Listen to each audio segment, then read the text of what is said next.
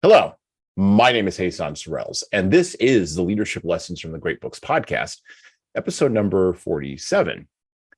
With our book today, which I'm going to be showing here on the video, my copy is falling apart, but it is a not even a first edition. I think this is like a 35th edition by Pocket Books of Pearl S. Buck's The Good Earth.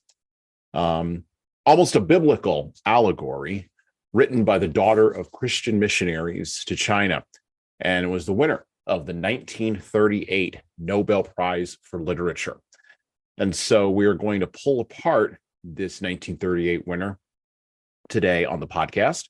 We're going to talk a little bit with our regular co-host here, Tom Libby. We're going to talk with him about The Good Earth. We're going to talk a little bit about the literary life of Pearl S. Buck and what leaders can take from leading people through hard times, and in some cases, biblically hard times. From The Good Earth, I'm going to read directly our first selection for today. If I can get to it. Yes, there it goes. Yes. Well, and this is one of those editions, folks, where the pages literally are like flaking off in my copy of the book. So we're going to be very delicate with it today. So it may take me a couple moments just to get my arms around the selections. But from The Good Earth by Pearl S. Buck. It seemed to him, and this is Wang Lung, the main character, it seemed to him that during these next months, he did nothing except watch this woman of his. In reality, he worked as he always had. He put his hoe upon his shoulder, and he walked to his plots of land, and he cultivated the rows of grain, and he yoked the ox to the plow, and he plowed the western field for garlic and onions. But the work was a luxury. For when the sun struck the zenith, he could go to his house, and food would be there ready for him to eat, and the dust wiped from the table, and the bowls and the chopsticks placed neatly upon it. Hitherto, he had to prepare the meals when he came in, tired though he was, unless the old man grew hungry out of time and stirred up a little meal or baked a piece of flat, unleavened bread to roll about a stem of garlic. Now, whatever there was ready for him, and he could seat himself upon the bench by the table and eat at once. The earthen floor was swept and the fuel pile replenished. The woman, when he had gone in the morning, took the bamboo rake and a length of rope, and with these she roamed the countryside, reaping here a bit of grass and there a twig or a handful of leaves, returning at noon with enough to cook the dinner. It pleased the man that they need buy no more fuel. In the afternoon, she took a hoe and a basket, and with these upon her shoulder, she went to the main road leading to the city, where mules and donkeys and horses carried burdens to and fro, and there she picked the droppings from the animals and carried it home, and piled the manure in the dooryard for the fertilizer for the fields. These things she did without a word and without being commanded to do them. And when the end of the day came, she did not rest herself until the ox had been fed in the kitchen and until she had dipped water to hold to its muzzle to let it drink what it could. And she took their ragged clothes, and with thread, she herself spun it on a bamboo spindle. From a wad of cotton, she mended and contrived to cover the rents in their winter clothes. Their bedding she took into the sun on the threshold and ripped the coverings from the quilts and washed them and hung them upon a bamboo to dry.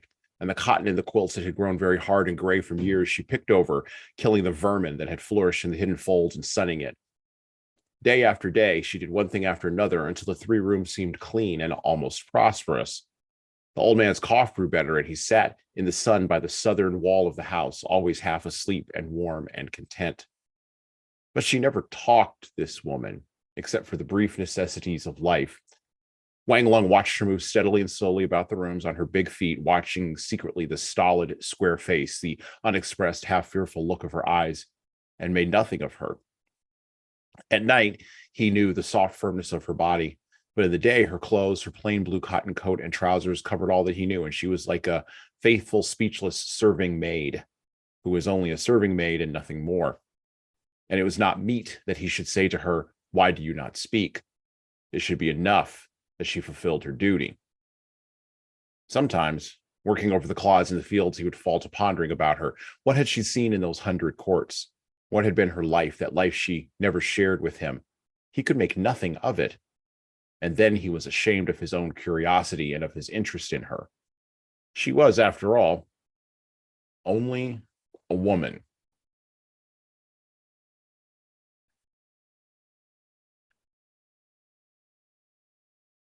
Pearl S. Buck, born Pearl Seidenstricker Buck, born June 26th, 1892, and died March 6, 1973, was an American writer and novelist. And much like John Dos Passos, who we covered on the podcast, we covered his American trilogy last year. You can go back and listen to those episodes. Pearl S. Buck is one of those authors that really should be read. I mean, for God's sake, she won the 1938 Nobel Prize for Literature, but she has fallen out of the canon. As a matter of fact, to be quite honest, I mean, I enjoy having Tom as our co-host here, and I think he's going to give us a lot of value today. But I'd reached out to try to find somebody who wanted to talk about Pearl S. Buck, and there was nobody who even remembered her.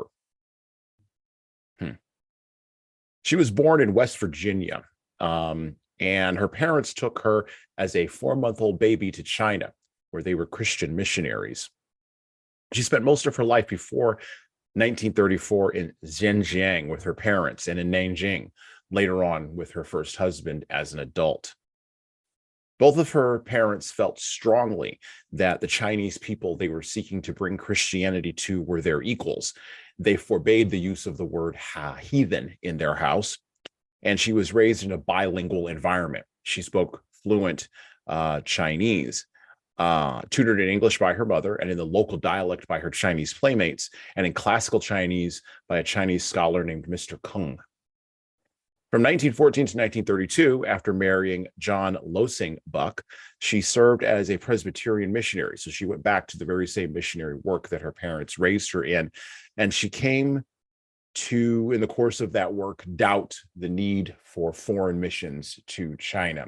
As a matter of fact, one of the editions of A Good Earth, or The Good Earth, published, back in the late 1940s, has an introduction from Pearl S. Buck, where she writes that she doubts that the Chinese are going to need much help in the 20th century because they'll always have the land.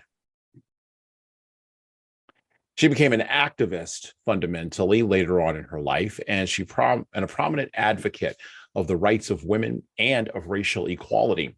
She was woke before woke was a thing, and she wrote widely on Chinese and Asian cultures, becoming particularly well known for her efforts on behalf of Asian and mixed race adoption.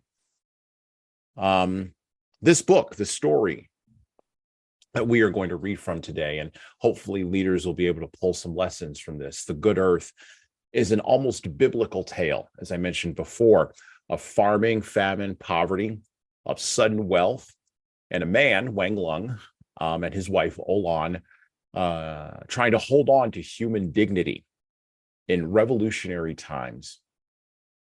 One of the reasons I picked this book to read today on the podcast is because unlike Virginia Woolf, who we read earlier this month, or Joan Didion, who we just recently read last week and Play It As It Lays, Pearl S. Buck did not benefit from luxury ideas. She wasn't part of the elite like Virginia Woolf was. She also didn't have enough comfort to be cynical. And this is what happens when you go and experience a different culture. This is what happens when you go and experience different peoples, right? When you travel, not merely inside of your own country, but when you go and live someplace else as an interloper, you begin to see that human beings are united by many, many things and are separated by very, very few. And in the times in which we live, I was recently listening to a podcast episode about China before we came on here with Tom. There are some changes that are going to be happening in Asia over the next 20 to 25 years that are going to impact every single one of us here in America. And understanding that and having empathy for those changes is going to be critical for Americans and leaders, small organizations, medium-sized organizations, and large organizations to get right. Otherwise, well, we all know what goes in the blank at the end of that sentence. Welcome to the podcast today, Tom. How you doing? I'm doing well, thank you, and very happy to be back. I enjoy these conversations with you, so hopefully the audience enjoys them as well. But I certainly do. I think the audience does enjoy them. I've been getting good feedback on what we've been doing here. Let's talk a little bit about that idea of no one reads this author anymore. Let's start with that, because we kind of talked a little bit about this off the air before we kind of came on maybe last week or so. But why doesn't anybody read Pearl Buck anymore? I know you went and poked around, looked around at her, looked at some of her work, looked at the Wikipedia article I just quoted from with some of the details of her life.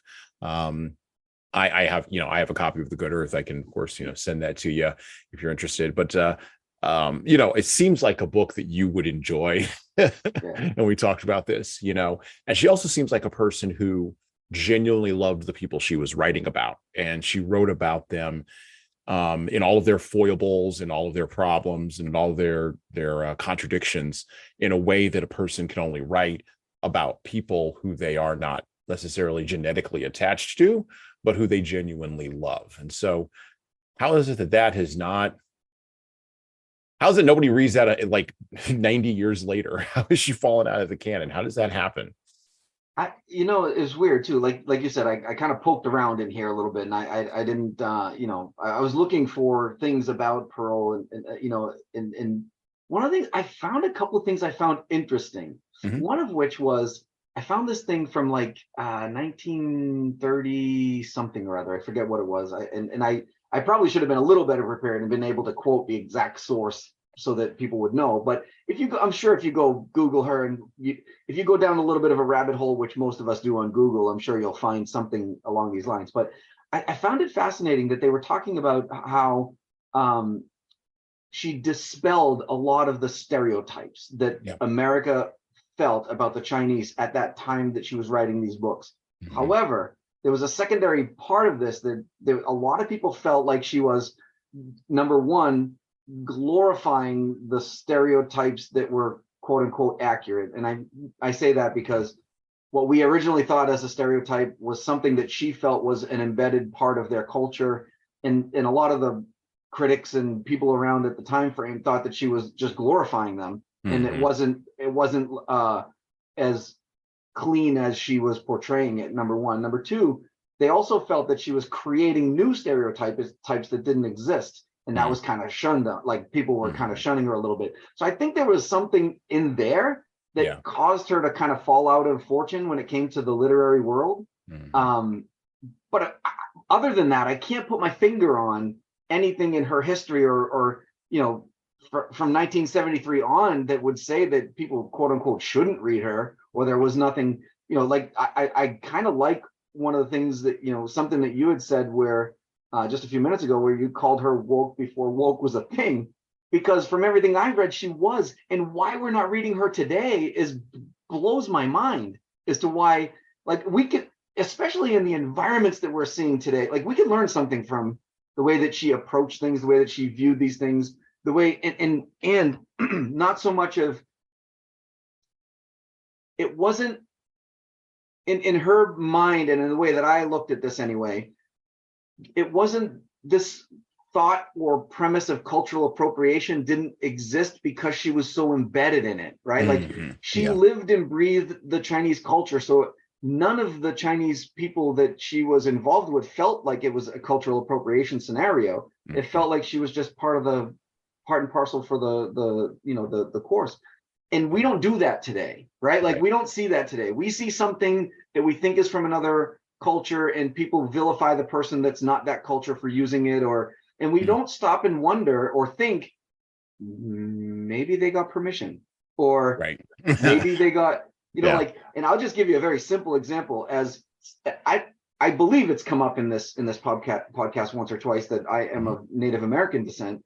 Well, hey son, if you're not Native and your friend me is Native and I give you a gift of something and you wear it, how is that considered cultural appropriation?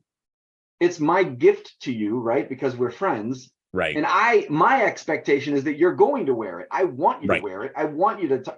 So, but we don't do that today, right?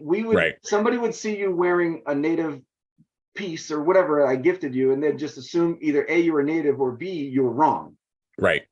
Because you're wearing it and you're not Native. Why are you wearing that? That's cultural appropriation. So from her perspective, like, I think we could learn a thing or two from her today. And I could not find any good reason why we don't read her today.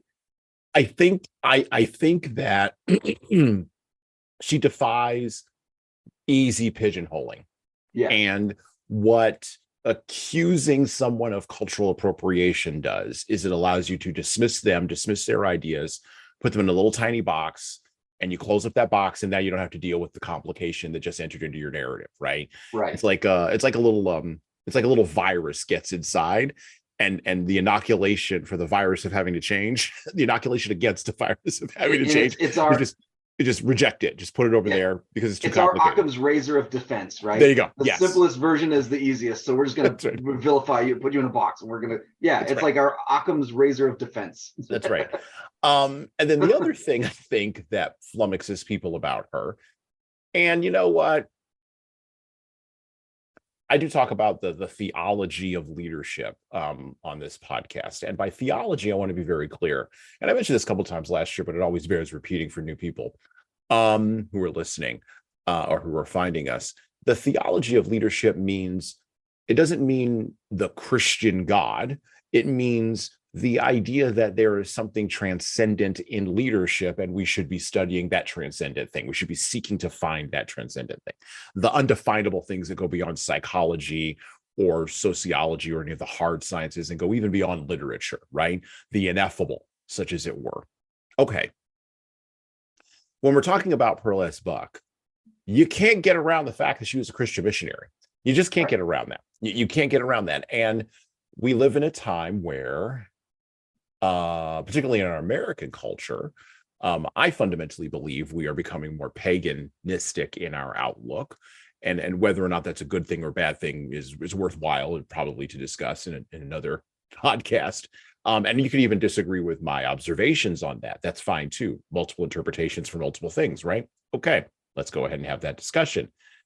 Well, we cannot deny that the tolerance for Christianity has declined over the course of time. We cannot deny that. That's inarguable. We see that in hard metrics like church attendance, youth church attendance among particular generations. We see that, right? And I think that lack of patience for that part of her identity colors people's perceptions of her. And again, I think the modern mind doesn't really know how to put that in a box. So how could a person be a Christian and also be empathetic and write about these stereotypical situations or dispel these stereotypes, and yet they follow this religion that's highly exclusive? Okay, or at least the perception is that it's highly exclusive. And I think that the modern mind struggles with that. I think the modern mind that's not exposed to transcendence at that level, or has to intellectually wrestle with that, like I said, just puts it in a box. So I think that's part of it too. And then I think a third part of it is, and this was mentioned in a lot of the research that I looked at.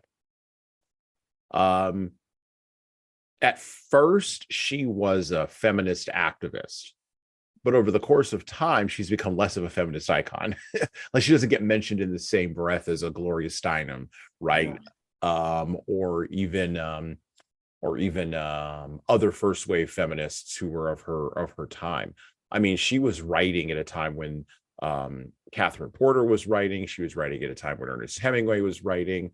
F. Scott Fitzgerald, who still gets read, John Dos Passos, who we already mentioned. Like those were the beasts, writing at her time, and she stood in with all of them and was able to handle that. And yet she's not part of that pantheon. She doesn't make it up the top of the mountain.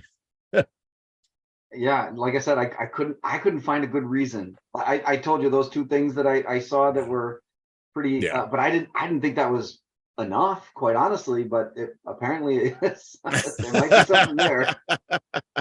Well, the Philadelphia Inquirer wrote an opinion piece, or published an opinion piece back in 2000, and because I had found it and I wanted to look it up and reference it back in June of last year.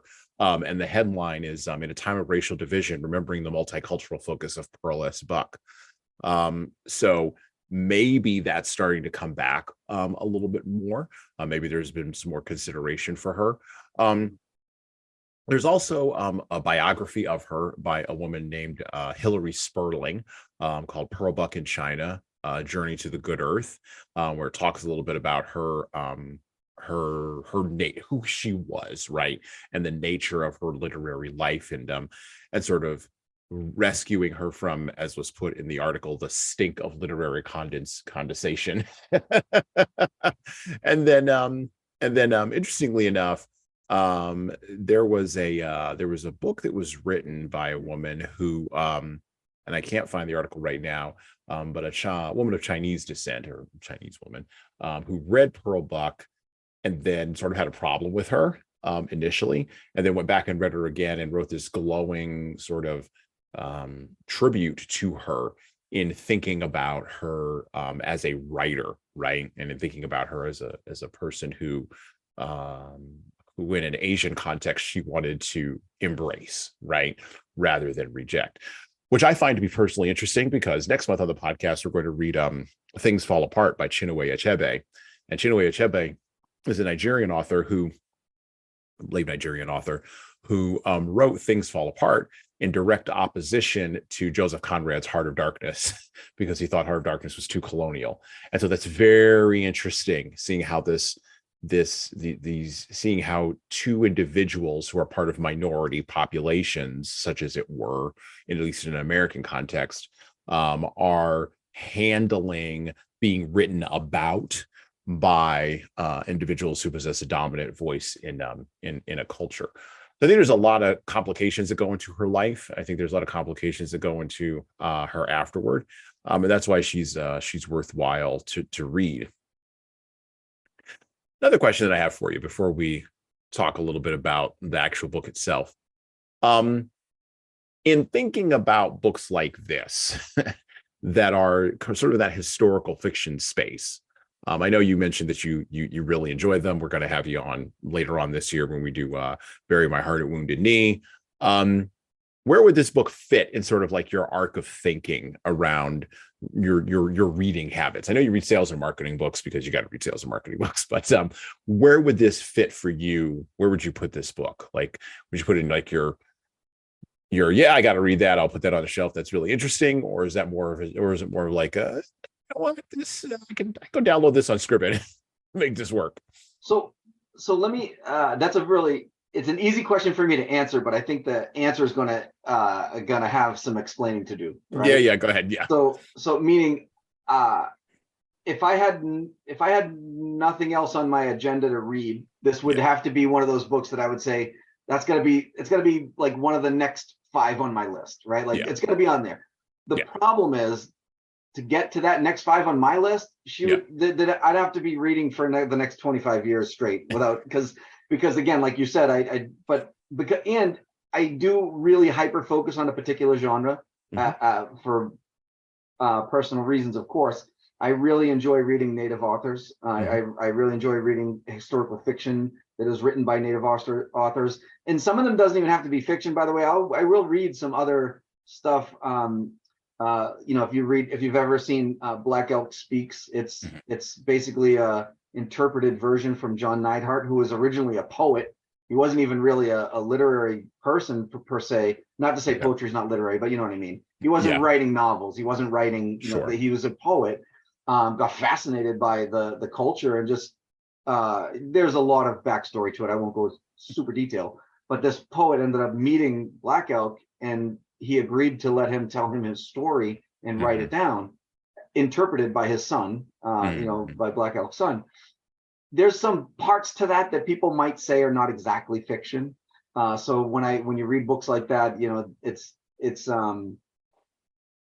but that I tend to read more of that than anything else. I'll go out and search for books like by Charles Eastman, or who was born on a Native reservation, but was taken from his family, put in one of the Carlisle schools, grew up in the Carlisle schools, went to Harvard and became a doctor, went back to the reservation as a medical doctor, and stayed with his people and helped his people in a different way, took the Western education anyway.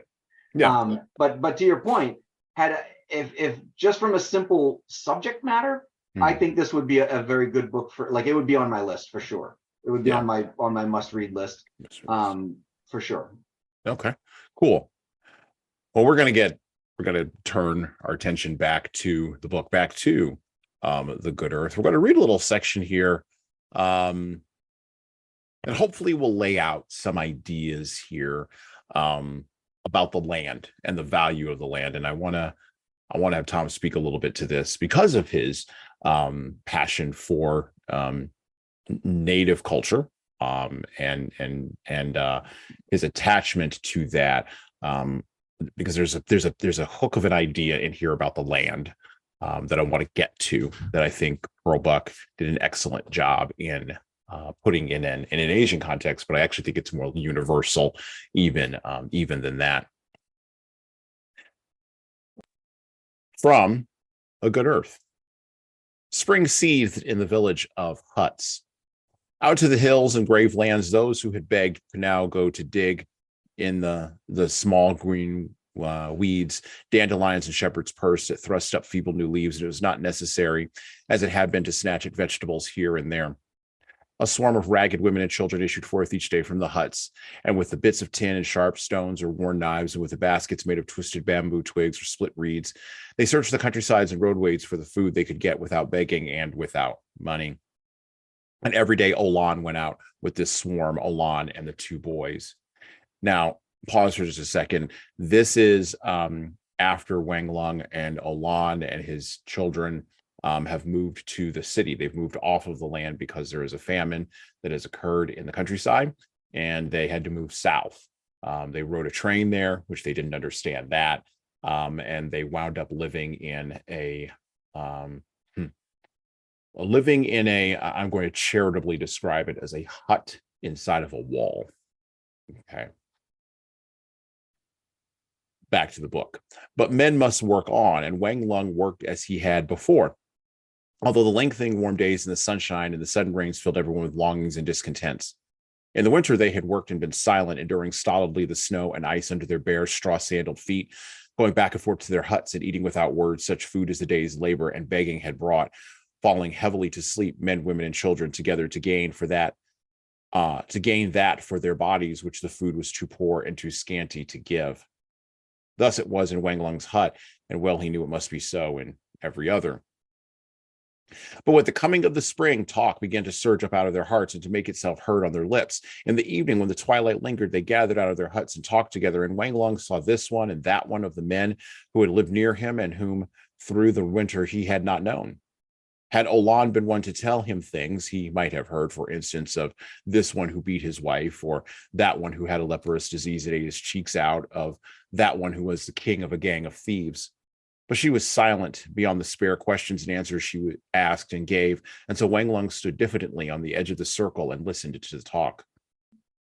Most of these ragged men had nothing beyond what they took in the day's labor and begging, and he was always conscious that he was not truly one of them. He owned land, and his land was waiting for him. The others thought of how they might tomorrow eat a bit of fish, or of how they might idle a bit, or even how they might gamble a little penny or two, since their days were all alike, all evil and filled with want, and a man must play sometimes, though desperate. But Wang Lung thought of his land and pondered this way and that with the sickened heart of deferred hope, how he could get back to it. He belonged not to this scum which clung to the walls of a rich man's house, nor did he belong to the rich man's house. He belonged to the land, and he could not live with any fullness until he felt the land under his feet and followed a plow in the springtime and bore a scythe in his hand at harvest. He listened, therefore, apart from the others, because hidden in his heart was the knowledge of the possession of his land, the good wheat land of his fathers, and the strip of rich rice land which he had bought from the great house. They talked, these men, always and forever, of money, of what pence they had paid for a foot of cloth, and what they had paid for a small fish as long as a man's finger, or of what they could earn in a day, and always at last of what they would do if they had the money which the man over the wall had in his coffers. Every day the talk ended like this: and if I had the gold that he has and the silver in my hand that he wears every day in his girdle, and if I had the pearls his concubines wear and the rubies his wife wears.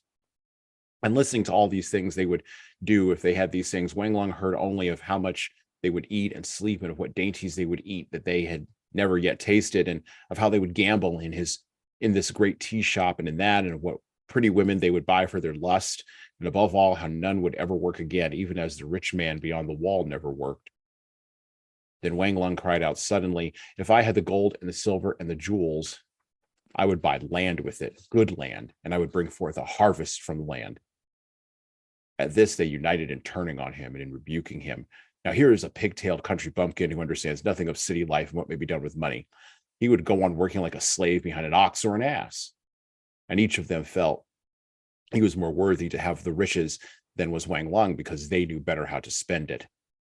But this scorn did not change the mind of Wang Lung. It only made him say to himself, instead of aloud for others to hear, nevertheless, I would put the gold and the silver and the jewels into good, rich lands. And in thinking this, he grew more impatient every day for the land that was already his.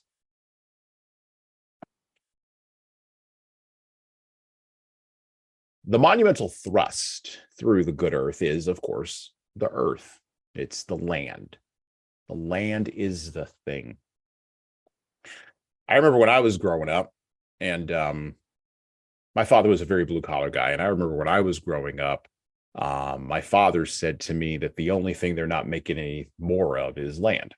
And so go out and buy that. That was the only investment advice, by the way, my father ever gave me, because what did he know of stocks and bonds? His wisdom tracks, just like Wang Lung's desire and what Pearl S. Buck is writing here, probably from direct observation and direct conversation with people she directly knew as a missionary and as a missionary's daughter in China. Humans have been farming consistently for the last 5,000 years. We farm even today, even though many of us don't see it, even though many of us live in cities and we are disconnected from where our food comes from. Unless, of course, the food isn't coming, and then all of a sudden we're, egg wealthy or chicken wealthy or whatever it is right now in the current time. Farming connects people to land, it connects people to seasons, and it connects them to a sense of something greater than themselves. And even this point is made through Wang Lung's observation after he gets back to the land. He feels more connected to the land in the country than in the city. And the city, and this is again something biblical. This is the idea of Lot in that ancient story of Sodom and Gomorrah, Abraham's nephew who split the land with Abram and then moved closer and closer to Sodom and Gomorrah before its ultimate destruction. Cities are a problem. Cities are a place of temptation. Cities are a place of bright lights and fast cars and fast horses and donkeys. And Wang Lung even wound up pulling a vehicle for the foreigners and for the native folks in China and barely getting paid. But it was fast for him, this city life, and he always wanted to return to the country. And the city life, while tempting, is a place of temptations that can crowd a person's understanding. This is something we have seen in the course of the last 2 or 3 years in America, right? Since 2020, right? People are migrating away from crowded cities. They're going back to the land. This is the appeal of suburbs, which is sort of that weird middle ground between the city and the land. A place where you can go get a nice meal from maybe a multicultural selection of restaurants, but then you can also run back to your house and have a big backyard, right? But something is shifting around in America, and I see it where I am in Texas, and I know that Tom's probably seen it where he is. Something's moving, something's shifting in the body politic, and it is this thing where human beings are connected to the land in ways that are transcendent, in ways that are theological, in ways that are natural, in ways that defy easy explanation. And then there are the children. So Wang Lung and O-Lan's 2 boys in the city wind up being thieves, and they wind up being degenerates. And there's a horrible moment when they are starving and not making enough money, and which Pearl S. Buck describes, where O-Lan tells Wang Lung to sell his daughter in order to eat. And he recoils in shock and in horror. And at that moment, he decides that they need to get back to the land because the corruption has seeped deeply into their bones. The land, while unforgiving, is still more forgiving than other human beings. For sure. There's all these themes, Tom, in The Good Earth: the land, the connection to nature, the problems of cities, the appeal of the suburbs, the talk that the men have, which will eventually, of course, in the book lead to revolution, because there will be young men standing on street corners. Pearl S. Buck describes this beautifully. Young men standing on street corners who will shove papers into Wang's hand, describing the coming Marxist revolution in China. And he doesn't understand it. He doesn't understand the characters. Not that he can't read them. He just doesn't understand what they mean. He doesn't understand revolution. He's like, we just go get land. It'll be fine. I'm going to ask you the question that I usually ask you. What can a leader take from this about connection, about the deeper things? Particularly leaders, quite frankly, who are maybe involved in, technology businesses, right? Where you're about as far away from the land as possible. How do human beings get back to being connected with that? And what's the importance of that? Why do leaders need that?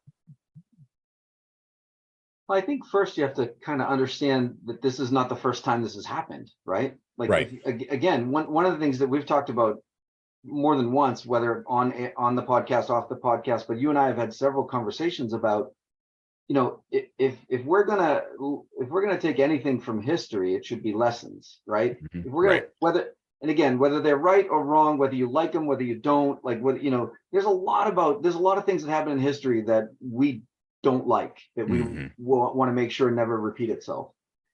But there are some simpler things, like there are things that that you can look at, trends, and this is not the first time this has happened. We've seen this multiple times where people all of a sudden want to get back into the city and then realize that you're disconnected and they go back to the suburbs. And I mean,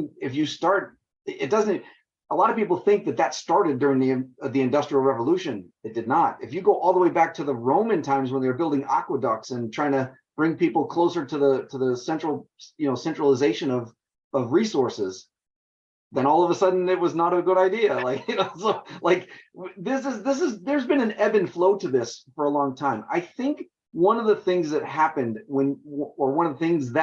and there are some things that have been slightly different in this last push to go to the city, not right now, not what we're experiencing right now where people are starting to leave, but if you know anything about some of the the ecological things, people are trying to balcony gardens, and so you see some ecological things that they're happening in the cities, rooftop gardens, community gardens, that they realized one of their mistakes when they started to drift toward the cities. Now, that being said, I think that there's other things at play in today's version of leaving the cities. Meaning, with when COVID hit, people realized all that congestion just led to a much more rapid expanse of this disease, right? Like it was like so now they're thinking, okay, well, we separate ourselves a little bit, we can distance ourselves from some of that, speedy, viral transmission. Transmission of diseases and stuff like that.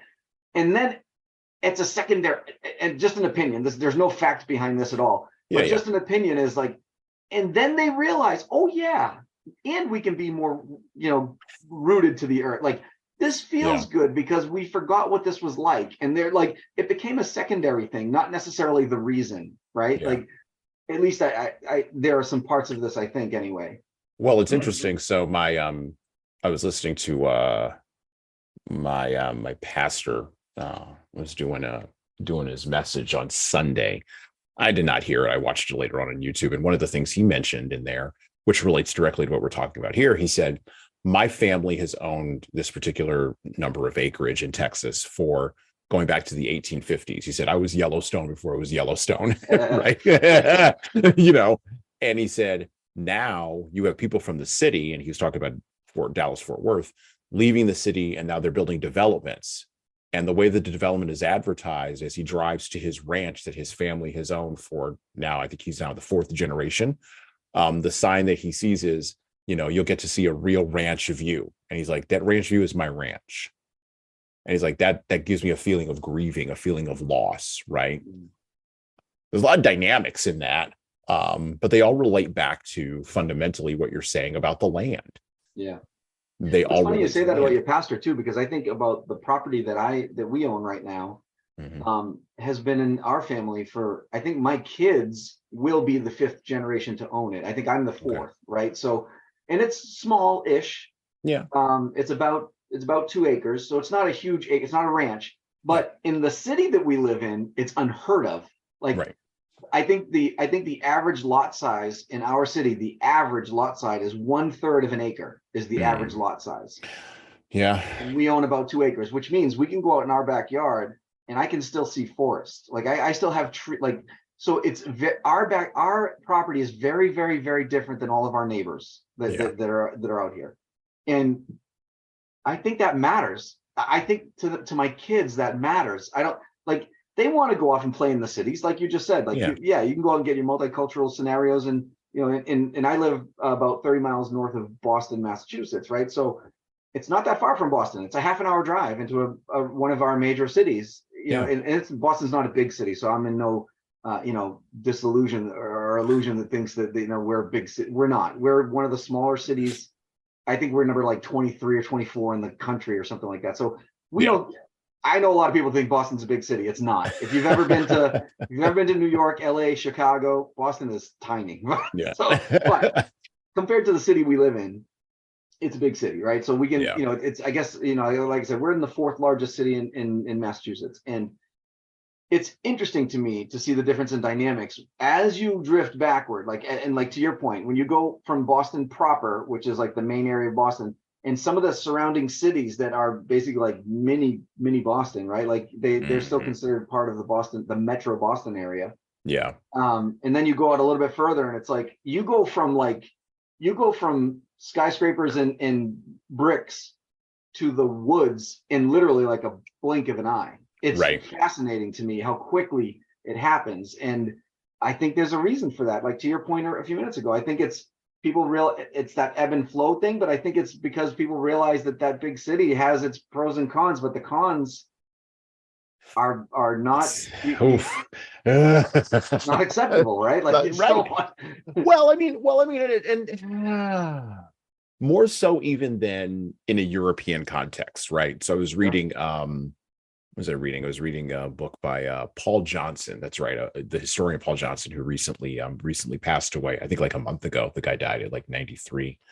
Prolific writer, English writer, by the way, English historian. Loved reading his stuff because he had access to like source documents in Europe about things that happened, back in like 1146 that I never heard of. So I was like, oh, this guy's really good. Yeah. But he wrote a book about the history of America. And one of the things that he said that I didn't really understand the depth of what that meant in an American context, but when he explained it again from a European and a British perspective, boom, it makes perfect sense. He said that as America was expanding west, and we're gonna talk about this a little bit here, but as Americans were expanding west, Europeans were expanding west. One of the things that was very important was ownership of the land, from their perspective. And so, the average person could own land at basically today would be like $100 an acre. So you could just go out and buy like up all this land. And that's what people did. They would get in their Conestoga wagon. They'd go from the Appalachians all the way out to name your spot here, set up shop, cordon off 100 acres, right? Use their $1,000 of savings or their $500 of savings or their $200 of savings. And the first thing they would do is set up a land office. Second thing they do is set up fencing. Third thing they do is start farming.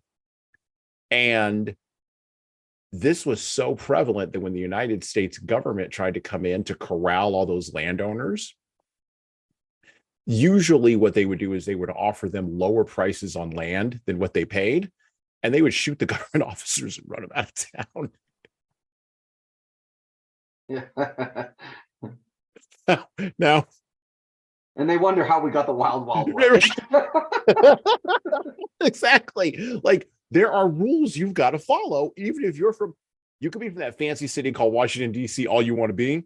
We're out here. And this is the thing we're doing out here.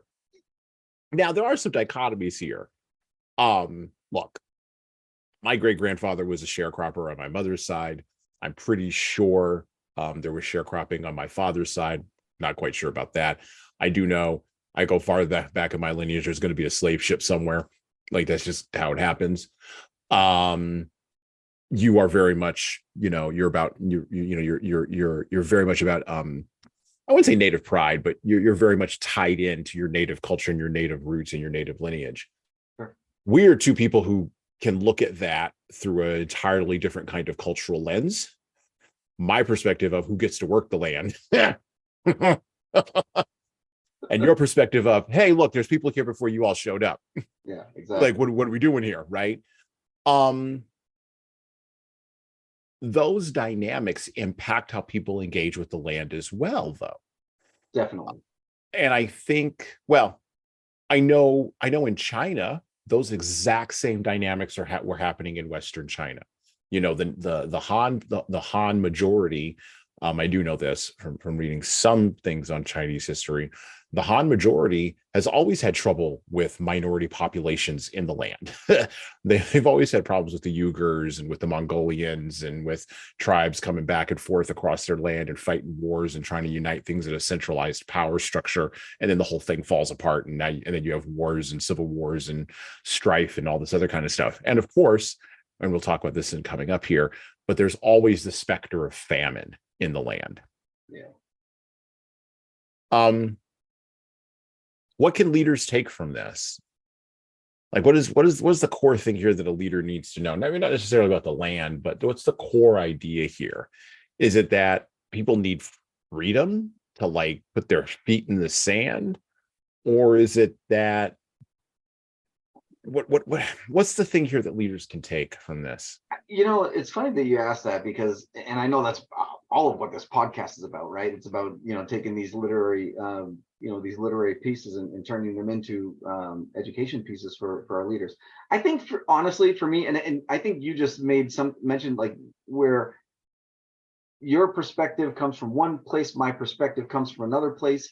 I think from a leader, I think that comment right there should probably be what they're starting to think of, meaning if you're thinking about motivating factors, right, Mm-hmm. as a leader, what motivates your people? Mm-hmm. And I think one of the most important things to remember and realize is that and I think about, I'm assuming and anyway, that what motivated him, the main character of the book versus his two children were very different, right? Oh yeah. So as a leader, you got to sit there and you have to look at that and say, how do I motivate my people? I cannot motivate a group of people in one push. You have to find out individual people have different means, different mentalities, different thoughts, different like how things impact them. And if you don't know them individually, then you're never going to be able to steer the group of them. Like, right. So, but what I think, kind of to your point, that from the book, if I think that anything that the book teaches you, it's that whole back to basics mentality, right? Yeah. You can increase your education. You can move into the city. You can have access to all this stuff at your fingertips, but if you really want to know yourself and know your people, you got to get back to the basics. Yeah. You have to be able to take a step back to take 2 steps forward. Yeah. That kind of stuff, I think, is all over this book. Oh yeah. Well, and one of the things that Wang Lung, I mean, he kind of, and it's interesting. So there's spots in the narrative where Wang Lung sort of, and again, not an educated man, right? Didn't know how to write his own name, right? There's a whole sequence in the book as he's becoming more wealthy when he returns back to the land and he buys up more land from basically what would be the neighborhood mayor. He bought a bunch of land from the mayor and sort of started expanding. It became more powerful and became richer.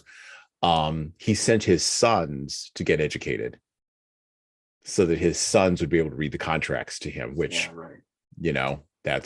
that trends across humanity, right? I can't do it, but my son will be able to do it. And then the blood will be loyal to me. Right. You get the sense from, and we'll talk a little bit about, the intricacies of wealth here, because as Wang Lung got to be more wealthy, Wang Lung had more problems. Yeah. More money, more problems. Money, more problems. Yeah. I think we might have heard that before. I might have, I don't know. There might have been a song about that sometime in the 90s. I don't know. But nobody told Wang Lung that that was going to be the dynamic. And so you can see him talk about motivating factors. You can see him walking along this path of discovery, step by step. And discovery doesn't come to him all at once in a flash, like it would on a Google search. Discovery comes to him in drips. Like he sees his sons becoming more and more larcenous. And he's like, this has got to stop. We got to get out of the city. But he can't make that push, right? He can't make that push. And then finally it is, when O-Lan tells him about selling the daughter that he's like, nope, we're done. That was the push. We can't go down. Well, and also just remember, education and being educated doesn't always come from a book. Correct. That's right. So when you're talking about him learning things about he's getting an education. It's just not Absolutely. in the facet that we're always thinking of it. It's not a bachelor's degree or a master's degree. It's not, but it is a valuable education, which is, again, oh yeah, when you talk about leaders, that matters, right? You could have a room full of people with all of them could have master's degrees. All of them could have master's degrees in business. All of them could have. But that doesn't mean they're all motivated the same way. That also doesn't mean that they're not, that their education ended with that master's degree and they didn't learn from other things going on and around them. So I think that's an important factors to remember when you're talking about leadership. Yep. The whole Carol Dweck idea of, the fixed mindset versus the open mindset, anyway, I've known several people with a fixed mindset who they had great educational attainment. Yeah. Great educational attainment. May have met one or two of those people. Well, let's talk about that idea, not the idea, but let's talk about famine and the reality of famine in the land, because that is the thing that people in the city and honestly in our industrialized time. And I'm going to quote some statistics here in my commentary after I read this piece from Michael Schellenberger about rates of global famine and rates of global poverty. Because of the Industrial Revolution, we have done great things to feed more people in the 20th century, but the specter of famine has haunted humanity since time out of mind. Back to the book, back to The Good Earth by Pearl S. Buck. Wang Lung, sitting at the threshold of his door, said to himself that now surely something must be done. They could not remain here in this empty house and die. In his lean body, about which he daily wrapped more tightly his loose girdle, there was a determination to live. He would not thus, just when he was coming into the fullness of a man's life, suddenly be robbed of it by a stupid fate. There was such an anger in him now as he often could not express. At times it seized him like a frenzy, so that he rushed about on his barren threshing floor and shook his arms at the foolish sky that shone above him, eternally blue and clear and cold and cloudless. Oh, you two are wicked, you old man in heaven, he would cry recklessly, and for an instant he was afraid. In the next instant he would cry sullenly, and what can happen to me worse than what has happened? Once he walked, dragging one foot after another in his famished weakness to the temple of the earth, and deliberately he spat upon the face of the small, imperturbable god who sat there with his goddess. There were no sticks of incense now before this pair, nor had there been for many moons, and their paper cloths were tattered and showed their clay bodies through the rents, but they sat there unmoved by anything, and Wang Lung gnashed his teeth at them and walked back to his house groaning and fell upon his bed. They scarcely rose at all now, any of them. There was no need, and fitful sleep took the place, for a while at least, of the food they did not have. The cobs of corn they had dried and eaten, and they stripped the bark from the trees, and all over the countryside people were eating what grass they could find upon the wintry hills. There was not an animal anywhere. A man might walk for a handful of days and not see an ox, nor an ass, nor any kind of beast or fowl. The children's bellies were swollen out with empty wind, and one never saw in these days a child playing upon the village street. At most, the two boys in Wang Lung's house crept to the door and sat in the sun, in the cruel sun that never ceased its endless shining. Their once rounded bodies were angular and bony now, sharp, small bones like the bones of birds, except for their ponderous bellies. The girl never even sat alone, although the time was past for this, but lay uncomplaining hour after hour wrapped in an old quilt. At first, the angry insistence of her crying had filled the house, but she had come to be quiet, sucking feebly at whatever was put into her mouth and never lifting up her voice. Her little hollowed face peered out at them all, little sunken blue lips, like a toothless old woman's lips, and hollow black eyes peering. This persistence of the small life in some way won her father's affection. Although she had been round and merry, as the others had been at her age, he would have been careless of her for a girl.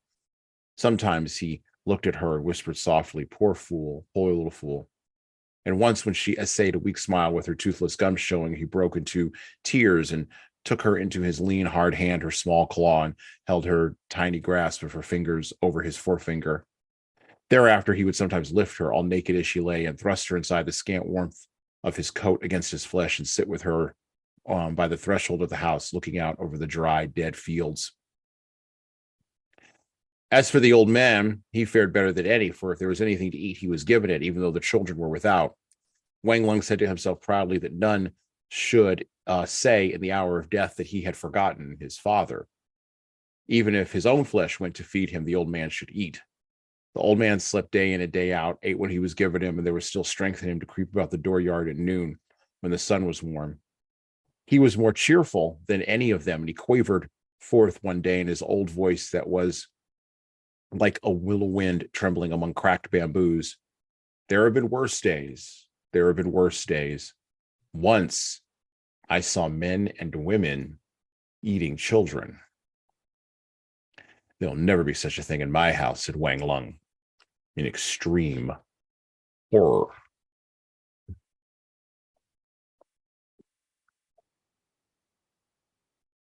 You okay? It goes on and on like this for at least 5 chapters. Like that was the best selection out of those 5 chapters, where it just describes the famine, and it's the most brutal thing I've ever read. I think of that line in Genesis 12:10, and there was a famine in the land, and Abram went down into Egypt to sojourn there, for the famine was grievous in the land. I think this is one is really hard for us to wrap our arms around in the industrial West, the post-industrial West, even. I mean, even with COVID, even with supply chain problems, this one's hard for us to wrap our arms around.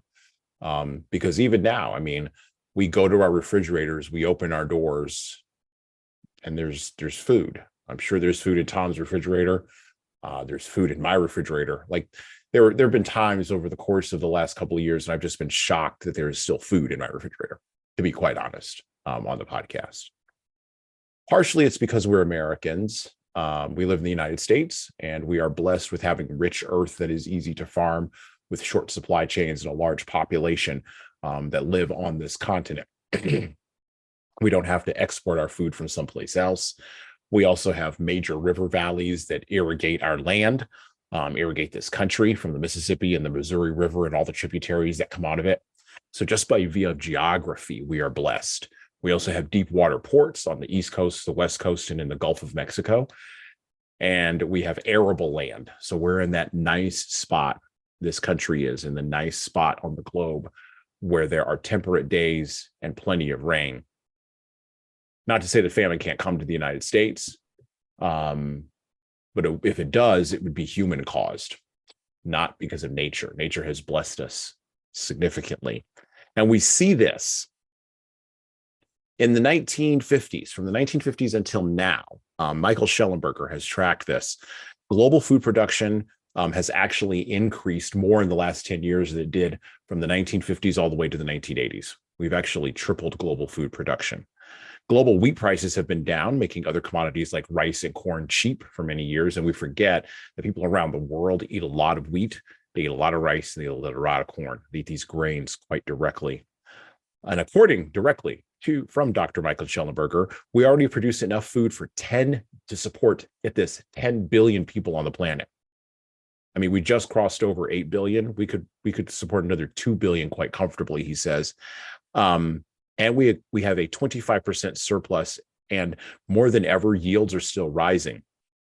And because of the Industrial Revolution, gaining access to irrigation, fertilizer, and modern technology will massively outweigh any impact of climate change or warmer temperatures, according to the UN. And yet we forget that in the majority of human history, people starved to death, more so than anything else, which led to slavery, cannibalism, as the father mentioned, plagues, social, cultural, and political revolutions, and of course, wars. Endless wars driven by hunger. We now, even in the parts of China that Pearl Buck was writing about, and this is weird to think about it, but China now has, because of the surplus of food production in the latter half of the 20th century, China, which used to have grinding famine that Buck was writing about in the 1930s, China now has epidemics of obesity, diabetes, and heart disease, starting in its older population. I was stunned when I went and saw, and you can go find the numbers. You can go search this online. This is not me making this up. It's absolutely amazing. And with all that, we underestimate how hard it is to lead people when they're hungry and how easy it is to be manipulated when we are hungry. Just look at what happened with all of us with COVID. Even just the threat of being hungry is enough to sometimes push people. The question here for leaders, Tom, I think, is when there's a presence of a genuine crisis, how do you keep your head? And maybe we can reference COVID here too, although I don't want to make this too much about current events. I want to make it about broader things. You know what I mean? Yeah. A bit of timeless. So famine's timeless. How do you keep your head? How do you do what Wang Lung did there when his old man said, "They've been worse times. Men and women have eaten children." And he goes, "No, we're not doing that." Well, I think part of it is to remember that it's during the good times. We talk about feast or famine, like that phrase has been used millions of times, right? Millions of times, yes. So, but from a leadership perspective, I think of feast or famine as in good times and bad, or tighten the belt with budgets, or that's budgetary thing. Feast or famine comes to do with disposable income when it comes to your budget, right? Or laying people off, or whatever feast or famine issue you have in the company. I think one of the things I think not reacting to it at the time, at the moment, is probably the easiest thing I can think of, right? And what I mean by that is, and I'm not saying don't react to it. I'm saying your reaction to it should be well thought out ahead of time. Yeah. Meaning, we've got these ebbs and flows of money or discretionary funds or whatever. Even like a workforce, if you are in a business where take like locally here, landscaping, right, in Boston, we're not landscaping in December, January, February. No. But if you're a landscaping person that works for a landscaping company, or if I own a landscaping company, how I manage that ebb and flow of personnel matters, right? Mm-hmm. But I can't address it when I'm just going to lay 20 people off in November and hope for the best. Right. You know what I mean? So I think being able to, during the good times, being able to have foreshadowing and seeing what's happening, the inevitability of what happens, and being able to say, here's how we're going to plan for this, this, and this. If this happens, if our revenue dips, if we have to lay people off, here's how we're going to handle it. Here's how that way, when it happens, let's say if it never happens, great, good for you. You're one of the 1%, right? Right. You're probably one of the 1% of company leaders that never have to deal with a massive layoff, or never have to deal with, revenue going and tanking, stock values going down. And if you're a small mom and pop, that ebb and flow of, like I said, like a landscaper, but if you are ready for it, then I'm a really big proponent of not having big surprises in life unless it comes from my wife, right? Meaning she's going to surprise me with a vacation I didn't think of. She's going to surprise me with a gift I would have, that I love. But outside of that, outside of gift giving and whatnot, there's not a lot of surprises in my life. I'm a pretty what if kind of guy, right? So What if I got fired tomorrow? What if I got laid off tomorrow? How would I be able to afford my mortgage? Like things like that would keep me up at night if I wasn't planning for it. Well, the same rules apply in a company for me. I'm always thinking about, like, things are really good right now, but the what ifs. What happens if next month we don't hit that number? What if I have to lay off 10 people? How do I manage that? How do I handle that? How do I mitigate the losses? How do I make sure that stuff happens in such a seamless process that it doesn't cripple the company in the process? Right. I think that's part of it. And I think that's kind of what Wang's talking about here, right? Like, we're never going to see that in my house. Well, why? Well, because he's going to make sure it doesn't happen. He's going to have some sort of plan for that, right? Like, yeah, I think that's part of it here, which is we kind of think our leaders are always 2 steps ahead when they're not always 2 steps ahead. But I think they need to be. I think they should be. I think if they're doing their job right, we should be. I take the housing market for us right now, and how it's starting to go dipping a little bit. Well, it's the cause and effect here. The housing market is dipping because the federal government decided to raise the interest rates. The interest rate raise was a direct impact of what we just had with COVID going on, and they lowered the interest rate so people weren't getting crippled. Well, did they know that was going to happen? Did they plan for that interest rate to rise? I think they did, but I don't think they planned for it to rise quite as much as it had to. Right? It's interesting we're talking about famine because there's also laws of nature that go along with economics. Exactly. Right? I'm not, I want to be very clear. I'm not laughing at anybody's pain here. If No, you are in a absolutely not. mortgage like that you can't afford, if you're in a situation where, like, I know in major cities like Boston, Dallas, Fort Worth, right up the road from me, New York City, where I just came from. Like, I know rents have like hit the ceiling, and the second second rents hit the ceiling, then foreclosures are going to start happening, because that's usually the next domino to fall. The arrogance of modern leadership sometimes, I shouldn't say leadership, the arrogance of modern scientific management is that, oh, well, that's fine. We'll just tweak this thing over here because we're smarter than the forces. And you're not smarter. You're not smarter than the sun or the rain not falling down. And you're not smarter than interest rates not needing to be raised. Like, you're just not smarter than certain economic or natural forces. They exist for a reason. Right. Like, you could argue all you want with gravity. If you step out of a plane with no parachute, gravity wins. It's undefeated. Gravity has a 1,000,000-0 win streak. Like, you're not gonna be the one that defeats gravity. It's not gonna happen. Right. And so I get what you're saying about leadership needing to plan ahead for gravity. I think it's those leaders that just kind of let the status quo stand when things are doing well, that really suffer when they don't. Yeah. Right. So it's always the leaders, and it's always the leaders that are saying it's the sky is falling kind of people, right? Where like things are great right now, and everybody around them is going, "Hey, boss, this is awesome, this is great," and the boss is going, "Yeah, but." Like, those are the leaders that have a tendency to not let that cliff happen. Like, it's like, it's one of those things where, I just had a friend of mine who owned a company, and most of people in his industry are laying people off, and he is not, because he planned for this. And I go, yeah, but you're suffering. He goes, no, I'm not. I planned for this. So his profit margins are going down, but he's not laying anybody off, because he planned for the culture of the company that he wanted.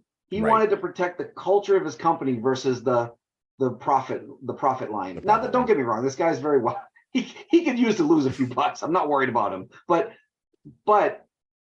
most people in his situation would just lay people off and keep the buck, right? Like, but in his brain, the way his mind worked, the culture of his company was important, not only to him, but he felt that from an outsider looking in, the culture of his company mattered to the public. Like, to anybody looking at his company from the outside looking in, he wanted it to matter. So he planned for this downfall of the downturn. I shouldn't say downfall, sorry, but the downturn in the economy and the way that the these, all these dynamics that are hitting us all at once. Yeah. He was ready for it. He was ready Yep. for it. So he Yep. wasn't panicking. He wasn't worried about it. He's got these weird tasks that he puts his people on now that have nothing to do with their job, but they don't care because they have a job. Because they have They're a not getting job. laid off. Yeah. And a lot of people in their industry are being laid off. So, I guarantee you that's going to gain him back tenfold someday. I just have this feeling that when those employees realize what he did for them, and then the time comes for them to really start working hard again because now the business is back, they're not going to think twice about it. They're not going to think twice about it. Yeah. He's basically guaranteed his workforce for the next ebb and flow. So to speak. Yeah. That's genuine leadership. That's genuine leadership. Back to the book, back to the good earth. We are kind of crossing over the divide here, and turning the corner.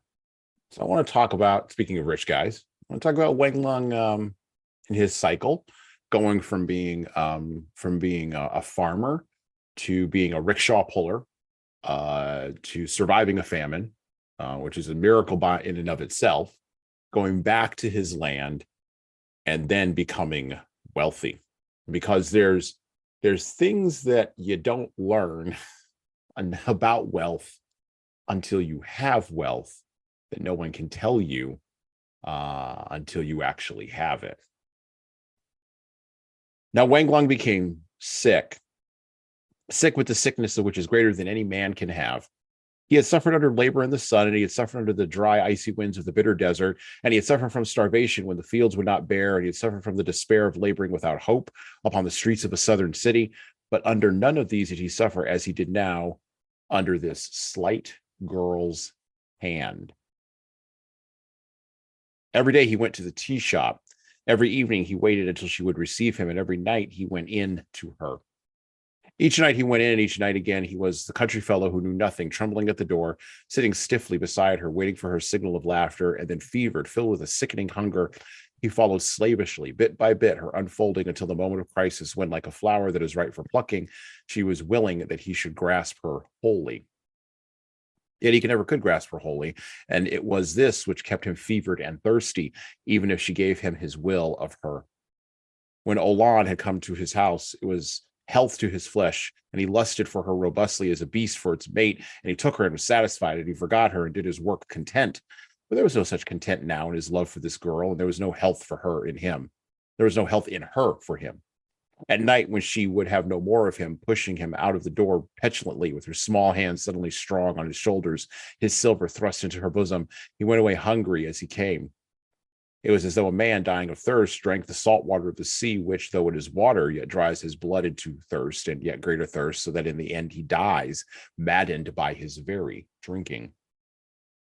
He went into her, and he had his will of her again and again, and he came away unsatisfied. All during that hot summer, Wang Lung loved this girl. He knew nothing of her, whence she came or what she was. When they were together, he said not a score of words, and he scarcely listened to the constant running of her speech, light and interspersed with laughter like a child's.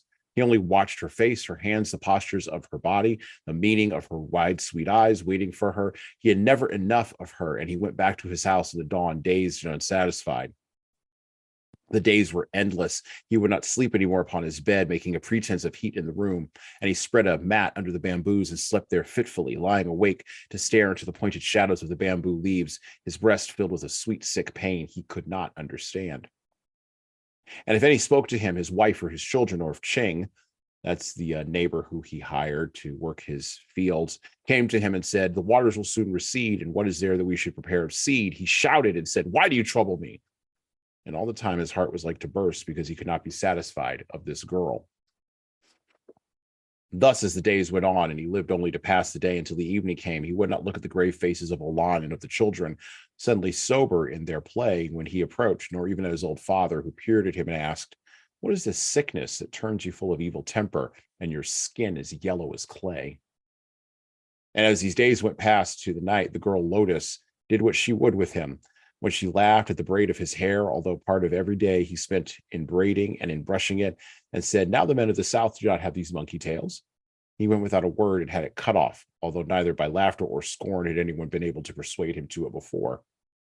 When O-Lan, his wife, saw what he had done, she burst out in terror. "You have cut off your life." But he shouted at her, "And shall I look like an old-fashioned fool forever? All the young men of the city have their hair cut short." Yet he was afraid in his heart of what he had done, and yet so he would have cut off his life if the girl Lotus had commanded it or desired it, because she had every beauty which had ever come into his mind to desire in a woman.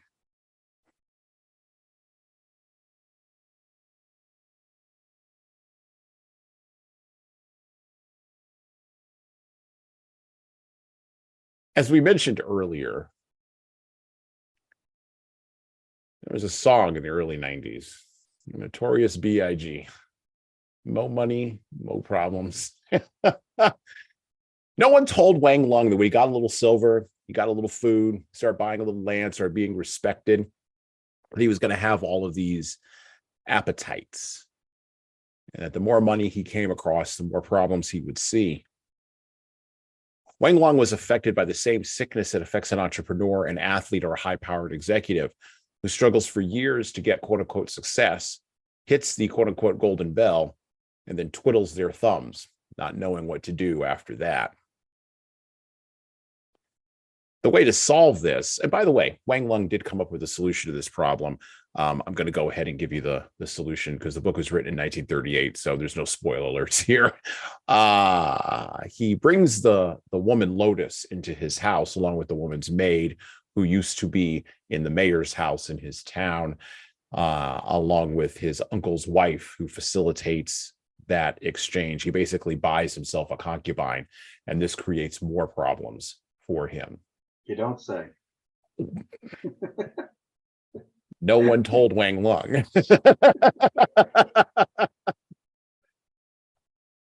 God. And so the way, someone should have told Wang Lung that the way to solve this problem, way to solve this restlessness, right?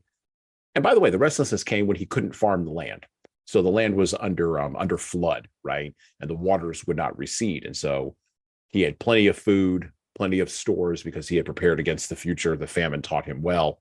He learned that lesson, but he didn't learn the lesson of what to do with the silver in idle hands. And so he brings this unsettledness into his house without finding a new mission, a new purpose, or a new beginning. Tom, you have some experience of this, hanging around rich guys. Give us some wisdom here. I'm not nearly as wealthy as I need to be. So how do I avoid the mo money, mo problems trap? Well, and by the way, I already know the one lesson. I'm not bringing a concubine into my home. I already know that. Yeah, one. Let's stop that. Let's stop that right there. Like, that is a bad idea. With a capital B and an ad and an idea. Yeah. That I don't see that word. I mean, literally, when he did it, I was literally reading it and I thought, oh dear God, don't do this. Oh, don't do it. Yeah. Oh, don't do it. Don't do it. And he went ahead and did it. And to Pearl S. Buck's credit, she writes about this without judgment or condemnation, or Christian judgment or Christian condemnation. She just writes it as a thing that is happening to this person out of a series of logical decisions they are making, moving the plot forward. Again, one of the reasons why it won the Nobel Prize for Literature in 1938. But go ahead. Yeah. How do you avoid rich guy traps? I think of Tom Brady right now. Like, he's in a rich guy trap. Like Tom Brady, my God, he's in a rich guy trap. The only thing I could think of, and it's funny you say that, like when you're talking about, like, you know, athletes that get these big contracts and like people that are wildly successful get all this money. The thing I find fascinating is, and I don't know the actual statistic. I wish I had known this question would pop up because I'd go look at it. Yeah. But there is a certain percentage, and it's not as low as you might think, of professional athletes that end up broke. Oh yeah. Oh, I know. Right. Like, yeah. So I think part of it is like that whole rich guy trap is, first of all, stop thinking you're rich, because no matter how much money you have right now, it might not be there tomorrow. Like you again, correct. You got to hold that we just talked about this a few minutes ago. Plan for the future, right? Plan for the next step. If your silver is idle, so to speak, as Wang Lung's was, are there other ways to invest it? Can you go look at there's other things to do with your money that you can go play around with. It doesn't have to be, it doesn't have to be destructive. Right. Like, so I think part of it is like, is in a lot of times people, these overnight successes, right? Like I start a company, I'm making a little bit of money, and now I sell that company, and now all of a sudden I have $100 million sitting in the bank. What do I do? Because that's Right. another thing. It's not just athletes that this happens to. It's Right. even entrepreneurs that go out and they build these great companies, they sell them, they get all this money, and now they don't know what to do. Well, guess what? They just spend the money Right. because they have Yeah. no idea how to actually manage the money. There's Right. no, nobody ever tells them about that. To your point with Wang Lang, nobody ever tells them that you have to not just go make the money, not go become rich. You have to figure out what to do with it once you get there. You have to plan for this, and then plan for the bad part, plan for the, I guess the only thing I can think of is surround yourself with people that know better than you. I think that's Yeah. really a good lesson to learn here too. Is that just because you are quote unquote the leader does not make you the smartest person in the room. Yeah. Doesn't make Yeah. you the smartest person in the company. Doesn't make you the smartest person in your country club of wealthy people. Well, So, and it's easy to sort of knock Wang Lung because his thing was, okay, I got the money and now I've got this desire for this woman, right? Which he didn't previously had. He wasn't a gambler. He wasn't well, because you without the know, money, he couldn't go to those places. right, exactly. He couldn't go Right. to the So that's tea the room. thing. That's right. He was embarrassed to walk in. Yeah. And that's So very lesson number one, don't change your personality because you got money. Don't because you go to have those money. places. That's right. Don't don't go to Hooters for wings, kids. Exactly. Go buy an antique car and tweet, to work on it. I don't know, whatever. Buy a boat, something. I don't know. My boat, yeah. My boat. But that's the one thing. And then the other thing that you notice is that, and Pearl Buck does an excellent job of describing this as well. She talks about him being captured by this unquenchable desire as a sickness. And I think that's an accurate description. It is a sickness of wealth. And I think that to the degree that political progressives have a valid argument against capitalism, it is indeed this argument that they raise that there is a sickness in wealth. Now, they don't attach it necessarily to a morality or to an ethic. They just say that there's a sickness there, right? And again, it's a perfectly valid point, right? I think you have to attach it to something else, but I think it's a perfectly valid point. On the other hand, political conservatives have an equally valid point in that there is no glory in poverty. Jay-Z infamously said, how can I help? I can't help the poor if I'm one of them. I got rich and gave back. To me, that's the win-win, right? Yeah, so this is that idea of capitalism, right? You need a system that can allow a Wang Lung to rise to the point where he can start having Biggie Smalls problems, or at least have the option to have them, right?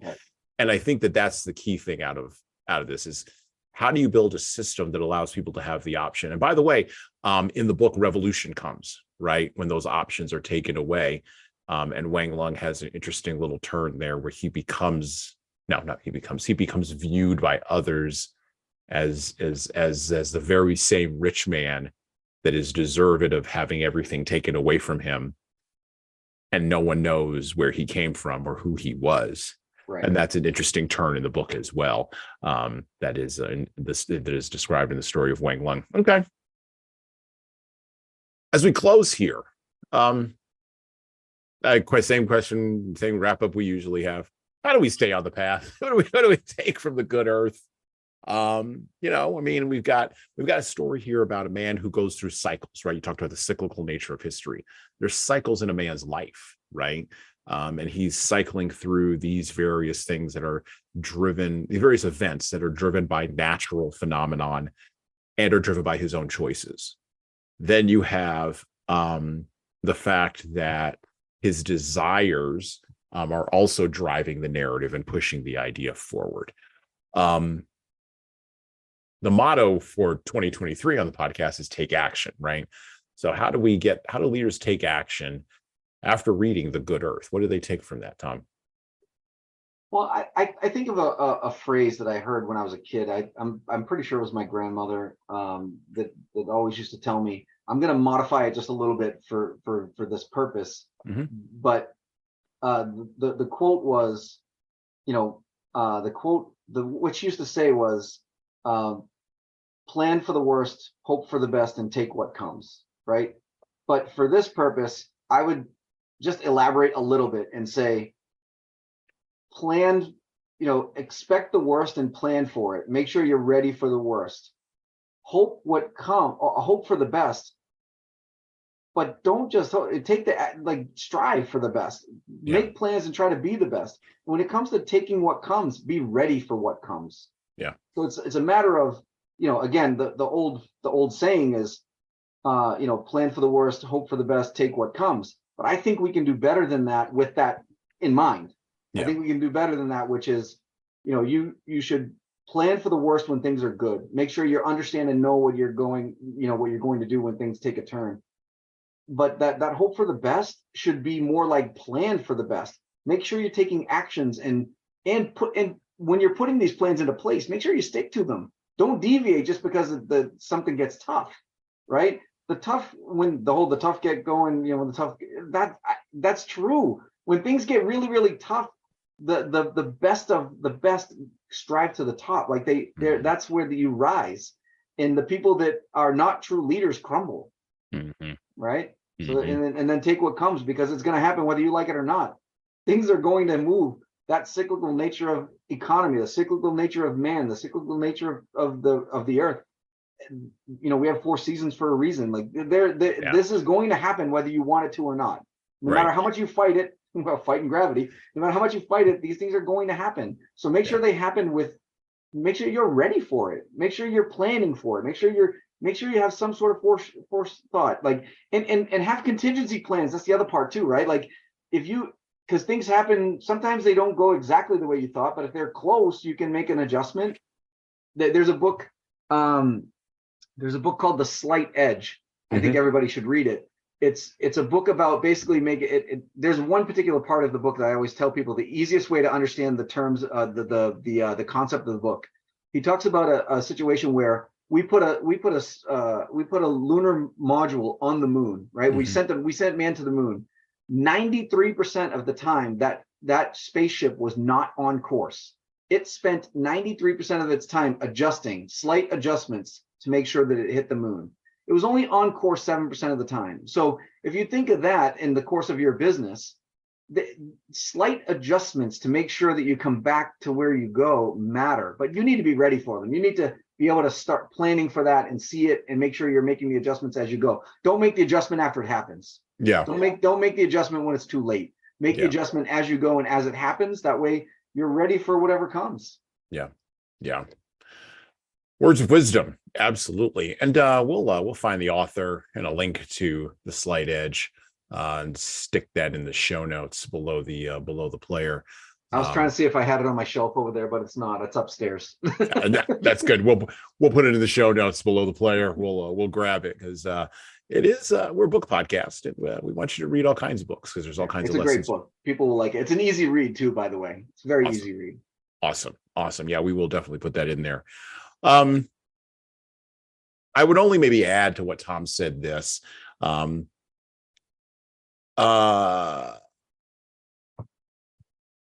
Leaders stick to principles. I think that there is something we could take from Wang, who, by the way, is not written as a Christian character, even though you would think that he would be written as the Christian hero by a Christian missionary.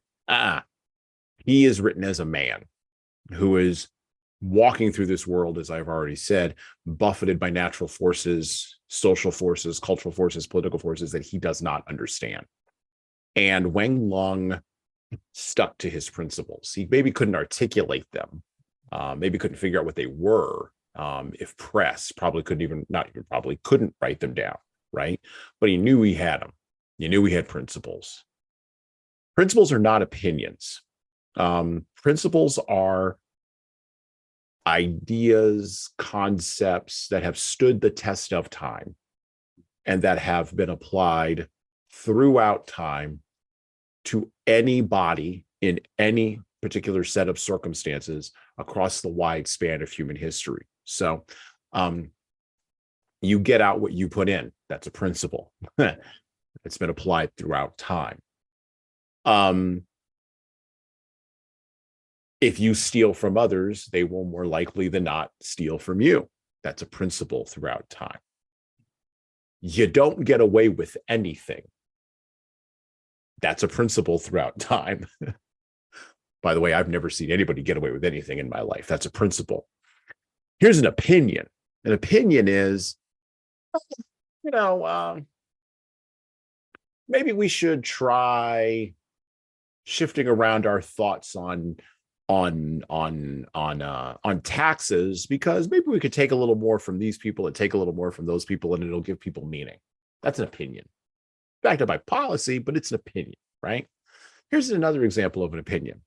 I don't think that guy who throws a ball or that woman who hits a ball should get paid that amount of money when a teacher gets paid this amount of money. That's an opinion. It's not a principle. Principles go deeper. They cut to the bone, and leaders stick to principles. They know what they are. They can articulate them, but they stick to those principles. Like in the example that Tom was giving of his friend who has kept his people in spite of the economic downturn that comes from a principle.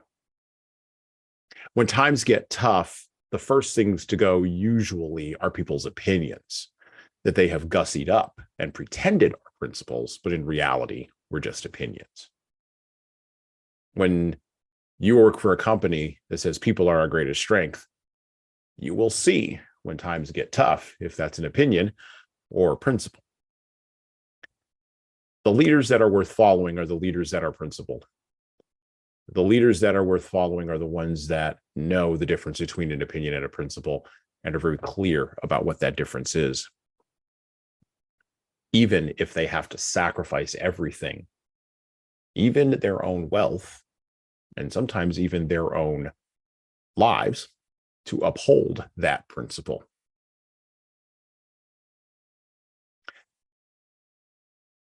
And that's what we learn from the good earth, along with many other things about culture, getting back to the basics that we talked about on the podcast today, not being led down the path of your own appetites and fighting those in order to lead better.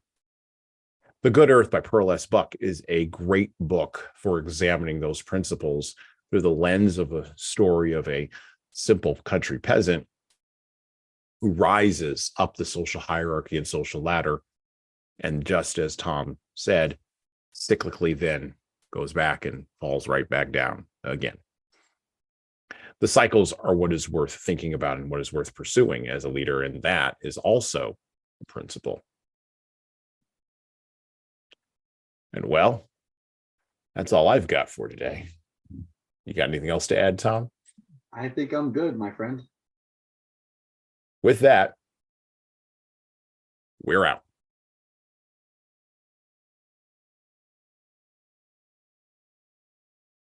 Listen and subscribe to the Leadership Lessons from the Great Books podcast on all the major podcast players that you listen to podcasts on, including iTunes, Stitcher, Google Podcasts, and even Spotify. And please leave a 5-star review if you like the show. We need those reviews to grow, and it's the easiest way to make sure that this show gets into the ears of the leaders who need to hear it. And of course, tell all your friends. If you want to get started on the leadership path, HSCT Publishing's products and services can help your team do that. Check out our training webinars, coaching services, and more at leadershiptoolbox.us. We also have a video-based subscription service, that's software as a service, that can help your team become better at the individual level. 60 modules and over 100 hours of video and written content for you at LeadingKeys.com. That's LeadingKeys.com. We've also got books that will help you and your team grow. Pick up a copy today of My Boss Doesn't Care, 100 Essays on Disrupting Your Workplace by Disrupting Your Boss, and subscribe to the Little Red podcast I launched earlier this year with the same name as that Little Red book. My most recent book is 12 Rules for Leaders, the Foundation of Intentional Leadership, co-written with contributions from Bradley Madigan. This is the book for right now that was written for leaders right now. Pick up a copy by heading over to 12rulesleadersbook.com/now. That's 12rulesleadersbook.com/now. You pay for shipping, and you'll get a copy of my second book as well. Finally, you can get all these books in paperback, hardcover, or as ebooks on Amazon, Barnes & Noble, Kobo, and any other place online you order books. Finally, HSCT Publishing is on YouTube. Like and subscribe to the video version of the Leadership Lessons for the Great Books podcast on the HSCT Publishing channel on YouTube. Just search for HSCT Publishing and hit the subscribe button. You'll get our weekly video updates, which is the video version of this podcast. And of course, you're going to want to subscribe to my other podcast. That's right, I do more than one. The Hasan Sorrells Presents audio experience, where I talk more casually with a broader range of people about all matters that matter in the world today, from arts all the way to analytics. All right, that's it for me.